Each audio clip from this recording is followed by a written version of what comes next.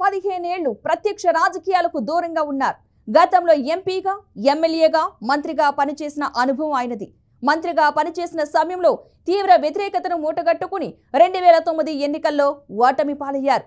ఆ తర్వాత 2024 ఎన్నికల్లో పోటీ చేసి ఇప్పుడు మళ్లీ శాసనసభ్యుడిగా ఎన్నికయ్యారు. అయితే గతంలో మాదిరిగానే ఇప్పుడు వ్యతిరేకతను మూటగట్టుకుంటున్నారు.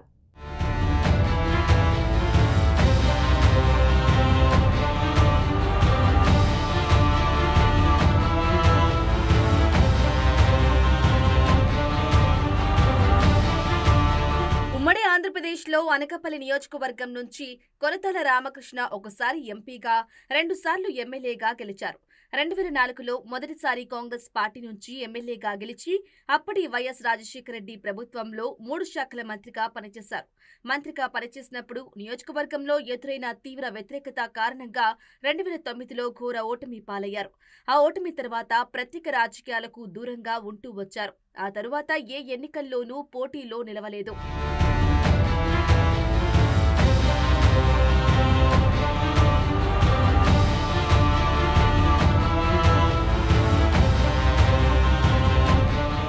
ఇలా 15 సంవత్సరాలు రాజకీయాలకు దూరంగా ఉన్న కొనతాల రామకృష్ణ ఎన్నికలకు ముందు జనసేన పార్టీలో చేరారు. సీనియర్ రాజకీయ నాయకుడిగా ఎన్నికల్లో కూటమి ప్రభుత్వం నుంచి సీటు వచ్చిన తరువాత ఎన్నికల ప్రచారంలో కూటమి నాయకులను కలుపుకొని ముందుకు సాగారు. అంతేకాకుండా రాజకీయంగా బద్ధశత్రువైన మాజీ మంత్రి దాడి వీరభద్రరావు ఇంటికి స్వయంగా వెళ్లి మరీ కలిసి ఆయన మద్దతు తీసుకోవటంలో కొనతాల రామకృష్ణ సఫలమయ్యారు.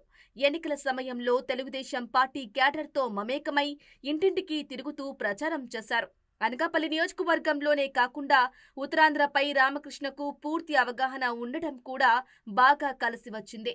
దీంతో కూటమి తరపున ఎన్నికల్లో రికార్డు మెజార్టీతో విజయం సాధించారు.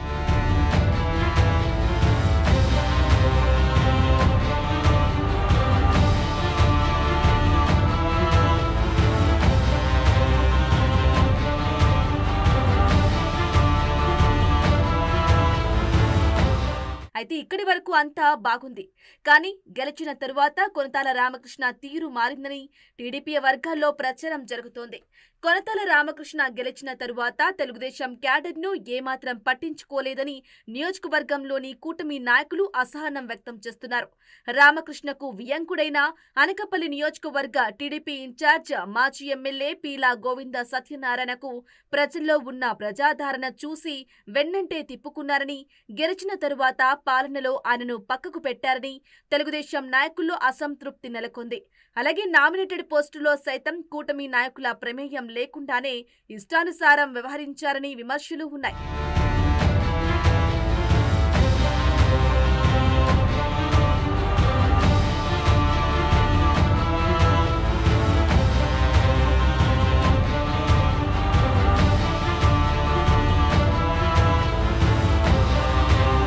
నియోజకవర్గంలో కొనతాల రామకృష్ణ గెలుపునకు కష్టపడి పనిచేసిన సొంత పార్టీ అయిన జనసేన నాయకులకు సైతం అవకాశం ఇవ్వలేదనే అపవాదనను మూటకట్టుకున్నారు.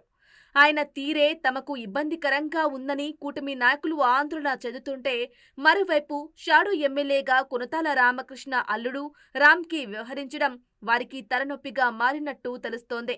ప్రభుత్వ అధికారులు సైతం ఎమ్మెల్యే కొనతాల రామకృష్ణ అల్లుడు రామ్కి ఆదేశాలతో పనులు చేస్తున్నారనే వాదన కూటమి వర్గాల్లో కోడై కూస్తోంది.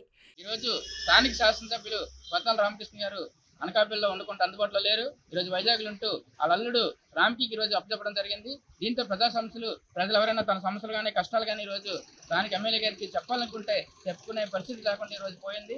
ఎందుకంటే ఈరోజు మున్సిపాలిటీల్లో కొంతమంది కార్మికులు కూడా ఉద్యోగులు తీసేయడం, వాళ్ళ దగ్గర డబ్బులు వసూలు చేసుకోవడం, ఎవరైతే ఈరోజు కాంట్రాక్టులు కానీ మిగతా వాళ్ళతోనే కుమ్మక్కపై చేస్తానో తప్ప ఇక్కడ ప్రజా సమస్యలు పరిష్కారం చేయలేదు. ఎందుకంటే ఈరోజు అనకాపల్లి దోమలు విపరీతంగా ఉన్నాయి, డ్రైనేజీల సమస్య ఉన్నది, అదేవిధంగా రోడ్లు సమస్య ఉంది. ఈరోజు అనేక మంది సంక్షేమ పథకాలు ఈరోజు ప్రజలకు అందట్లేదు. ఇవన్నిటి మీద స్థానిక ఎమ్మెల్యే గారికి చెప్తామంటే ఆయన అందుబాటులో లేకపోవడం వల్ల ప్రజలు చాలా ఇబ్బందులు పడుతున్నారు. ఇప్పటికైనా స్థానిక శాసనసభ్యులు గారు ఖచ్చితంగా ఉండాలి. అంతేకాకుండా ప్రైవేటు వ్యక్తులు ఎవరైతే వాళ్ళ బంధువులు ఉన్నారో వాళ్ళ పెత్తనాన్ని నిరోధించాలని కోరుతా ఉన్నాం.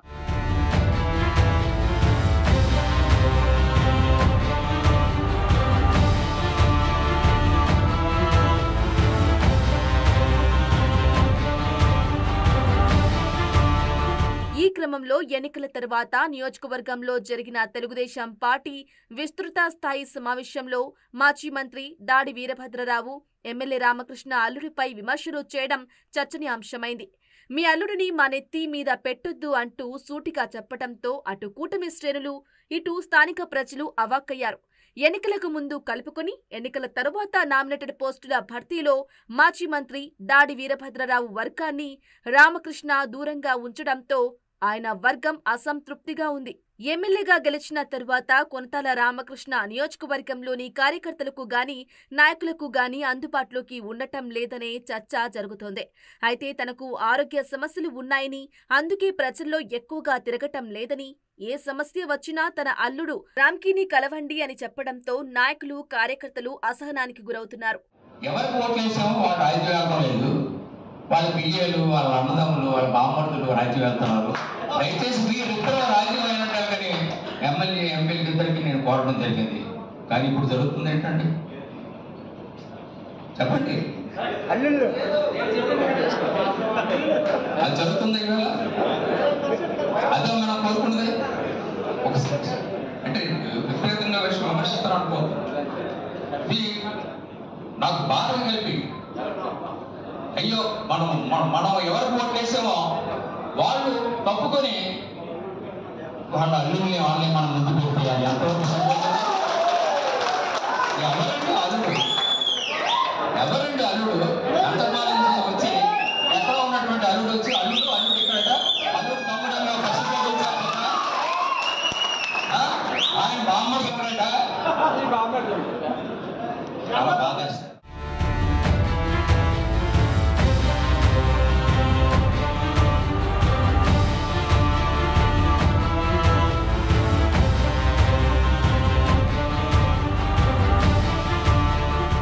ఇంతటి వ్యతిరేకతను మూటగట్టుకున్న సమయంలో రామకృష్ణకు కాస్తైనా కలిసొచ్చే అంశం ఏదైనా ఉంది అంటే అసెంబ్లీ నియోజకవర్గ సమస్యలను ప్రస్తావించడమే. నియోజకవర్గం అభివృద్ధికి నిధులు ఇవ్వాలని, సమస్యల పరిష్కారానికి సహకారం అందించాలని కోరారు. వారి ప్రభుత్వం కూడా అధికార ప్రభుత్వంగా నడుస్తూ ఉన్నది కాబట్టి వాళ్ళు ఇది అనకాపల్లి పట్టణం మీద ఉన్నటువంటి ఈ జిల్లాలో ఉన్నటువంటి సమస్యల మీద ప్రధానంగా దృష్టి పెట్టినట్లయితే ఈ సమస్యల పరిష్కారానికి ఎక్కువ అవకాశం ఉంటుంది. కానీ స్థానికంగా ఎమ్మెల్యే గారు అందుబాటులో దొరకకపోవడం వల్ల వాళ్ళకి ఈ సమస్యల వల్ల ఈ విజ్ఞప్తి చేయడానికి కూడా అవకాశం లేనటువంటి పరిస్థితుల్లో ఈరోజు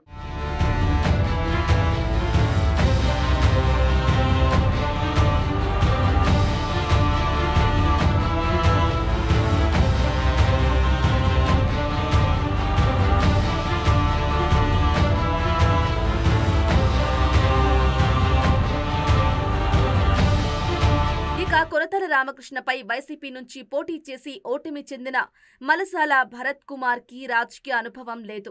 మలసాల భరత్ కుమార్ రాజకీయ నేపథ్యం ఉన్న కుటుంబం నుంచి వచ్చినప్పటికీ ఇలాంటి రాజకీయ అనుభవం లేకుండా వైసీపీ పెద్దల ఆశీర్వాదంతో ఎమ్మెల్యేగా పోటీ చేసి ఓడిపోయారు. మొదట్లో వైసీపీ క్యాడర్ మలసాల భరత్ కుమార్ కు సహకరించకపోవడంతో పాటు కూటమి నాయకులు రామకృష్ణ గెలుపునకు ఒక్కటవ్వడంతో భారీ ఓటమికి గురయ్యారు.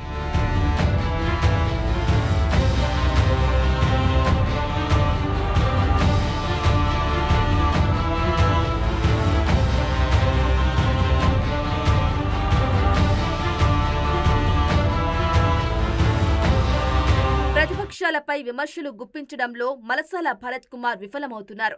ఇప్పటికీ అనకాపల్లి నియోజకవర్గ సమస్యలపై భరత్ కుమార్ కు ఒక అవగాహన లేదు. కూటమి ప్రభుత్వం ఎన్ని విమర్శలు చేసినా తిప్పికొట్టే రాజకీయ చాతుర్యం భరత్ కుమార్ కు లేకపోవడం కూడా అధికార పక్షానికి నియోజకవర్గంలో కలిసొస్తోంది. అయితే భరత్ కుమార్ ఓటమి చెందినప్పటికీ అనకాపల్లి నియోజకవర్గ ప్రజలకు అందుబాటులో ఉండడం వైసీపీ క్యాడర్ కు మాత్రం సంతృప్తినిస్తోంది. మరోవైపు రాజకీయాల్లో యువకుడు అవడం, తన సామాజిక వర్గానికి చెందిన ఓటింగ్ శాతం ఎక్కువగా ఉండటం కూడా భవిష్యత్తులో తమకు కలిసి వస్తుందని భావిస్తున్నారు.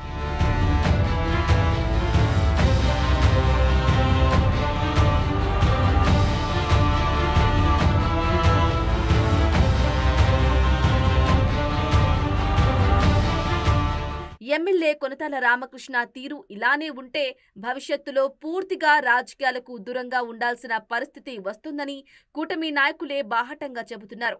ఇప్పటికైనా ఎమ్మెల్యే తీరు మార్చుకుని కూటమి నాయకులను కార్యకర్తలను కలుపుకొని ముందుకు సాగాలని కోరుతున్నారు. మరి ఇకనైనా కూటమి శ్రేణులను కలుపుకొని ఎమ్మెల్యే ముందుకు సాగుతారో లేదో వేచి చూడాలి.